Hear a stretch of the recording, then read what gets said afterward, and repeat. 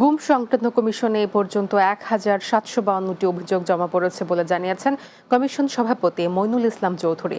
মঙ্গলবার দুপুরে রাজধানীর গুলশানে গুম সংক্রান্ত কমিশন অব ইনকোয়ারির কার্যক্রম নিয়ে আয়োজিত সংবাদ সম্মেলনে তিনি কথা জানান। কমিশন প্রধান বলেন, এ পর্যন্ত ১,০০০টি অভিযোগ ও তার সঙ্গে সংযুক্ত কাগজপত্রের যাচাই বাছাই প্রাথমিকভাবে সম্পন্ন হয়েছে। গুমের শিকার ৩৩০ জনের ফিরে আসার সম্ভাবনা ক্ষীণ। এছাড়া আইন শৃঙ্খলা রক্ষাকারী বাহিনী ও গোয়েন্দা সংস্থার যেসব সদস্য গুমে জড়িত তা তাদের ব্যক্তিগত ফৌজদারি দায় বলেও সাফ জানান মইনুল ইসলাম।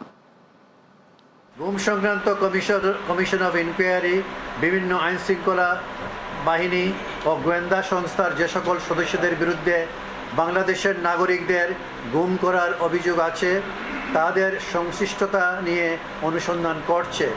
আইন শৃঙ্খলা রক্ষাকারী বাহিনী গোয়েন্দা সংস্থার যে সকল সদস্যরা গুমের সাথে জড়িত তা তাদের ব্যক্তিগত ফৌজদারি দায়।